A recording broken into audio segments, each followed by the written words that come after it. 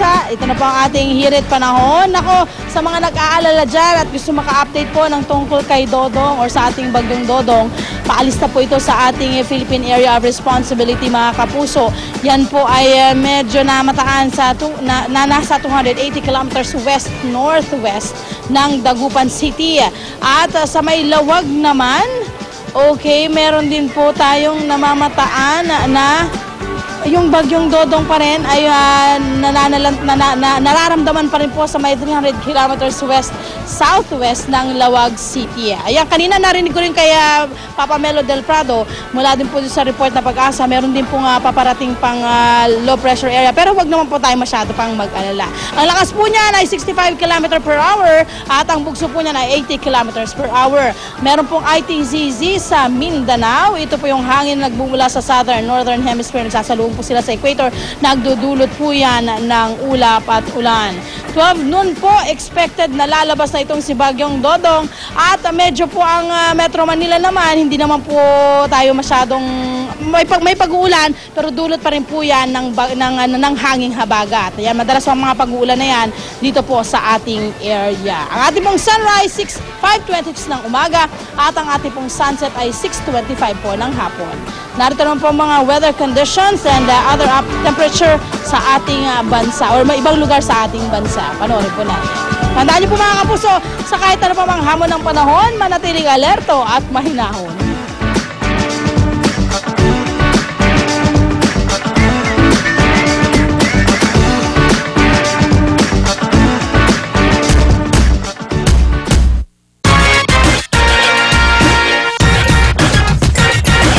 Mga kapuso, narito na ang ating Ihirit! Uy, last day na po ng ating pa-contest para makapag-uwi kayo, ha? Last day na to ng free tickets para sa concert ni Miley Cyrus, International Pop Star. Kasi next week na yung concert niya daw. Last day! Last day na ngayon. Dalawang winners tayo ng 2 silver tickets each at 5 winners ng 2 bronze tickets each para sa Miley Cyrus Live in Manila concert sa June 17, Biyernes na po sa Wall of Asia Concert Grounds. Kaya ito na ang ating Ihirit question of the day. Anong pangalan ng bagyo na nagdala? Wow, pag-iisipan na naman to ng malakas na buhos ng ulan itong mga nagdaang araw.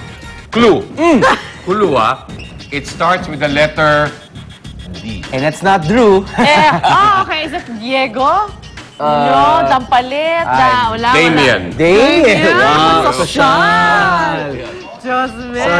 Omen. Okay. Doming. I-text nyo lang po ang You Hit It Space, name space, lokasyon at phone numbers please. Ang inyo pong sagot at isend nyo lang po 4627 for all networks. Uy, 2 pesos and 50 cents po per text sa Smart, Talk and Text, Globe at TM subscribers. Pero 2 pesos po per text for Sun subscribers. Per DTI NCR permit number 4197 series of 2011.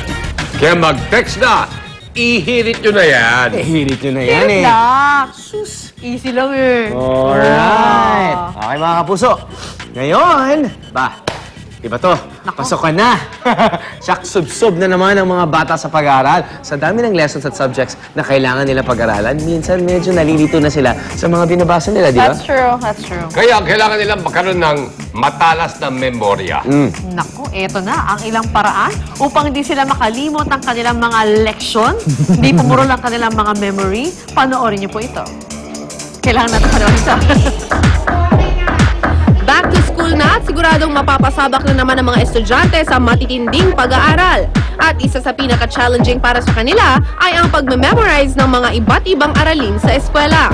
Dito sa isang learning center sa Marikina, nakilala namin ang dalawa sa ipinagmamalaking memory champions ng bansa, sina Robert Racasa at Johan Abrina. Kanilang itinuturo dito ang mga paraan kung paano mai-improve ang pag-memorize.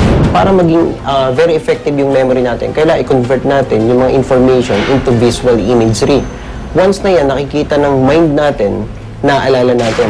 Tulad sa pagtatanda sa pagkakasunod-sunod ng mga playing cards, ipinakita ni Robert at Johan ang kanilang estilo. Una, inaaral muna ang sequence ng shuffled deck of cards. Matapos tandaan ito ay saka kinopya ang pagkasunod-sunod nito gamit ang isang bagong deck. Nakakabilib dahil sa loob lang ng 43 segundo, perfect match ang mga baraha. Sina Marian, Carlo at Beverly, bihasa na rin pagdating sa memorization. Binigyan namin sila ng 10 salita na kanilang kailangang kabisaduhin. Sa loob ng 2 minuto, kanilang natandaan agad ang mga salita. Officer, Tapos 7 is tasty. 6 is oxidized. 2 attractive, 4 proportion. Kailangan i-develop is attention. Kasi once na yung attention mo and yung focus mo is develop, mas madali mong naiintindihan yung mga bagay-bagay na itinuturo. Ayon sa mga memory expert, pwedeng i-adapt ang skill na ito sa subjects na science at math. Tulad ni Axel na kahit tapos na sa pag-aaral, ay nagagamit pa rin niya ang natutunang technique para sa kanyang negosyo. Pero para sa akin, advantage yung mas matured.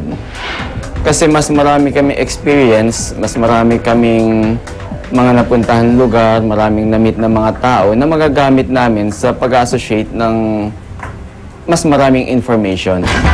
Gamit ang journey system, ipinakita niya sa amin ang talas ng kanyang pag-memorize ng periodic table of elements at sequence ng binary digits. Atomic number 180, Pananoction, 86. radon, Believe it or not, madali lang daw magkaroon ng matalas na memory. Sa tulong ng mga makabagong technique, wala nang dahilan para malimutan pa ang mga important dates and facts sa kahit anong subject sa eskwela.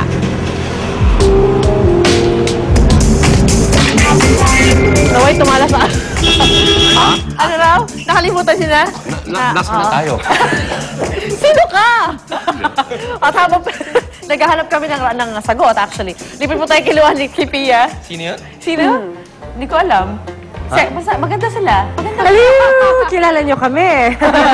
Malabo yung mag-usap dyan. Pero mga kapuso, ngayon pong malapit ng ating araw ng kalayaan na sa linggo na po, amin pong ibibida sa inyo ang mga native at tatak Pinoy na kasuotan. Ito ang Barot Saya. Yee! Ito ang favorite time of the year ko para magsuot ng ganito. Ganon. At hindi lang yan dahil meron na rin mga modernong version ang mga yan. Kaya sa mga modern Maria Clara, abangan nyo po yan mamaya. Ayan. Nang daming versions na yan, ha? Yes. Si Suzy, kompleto yata yung mga versions ng Barot Saya. Iba't-ibang kulay. Para every year na Independence Day, ibang kulay ang suot. Tama. Tanungin na natin siya. Suzy, kompleto mo na ba? Suzy?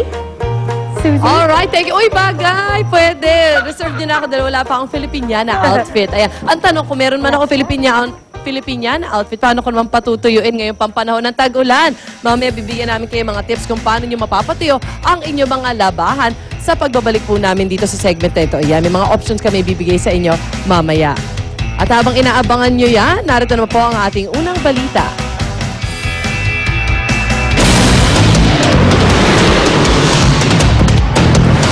Ang mga unang balita sa umagang ito.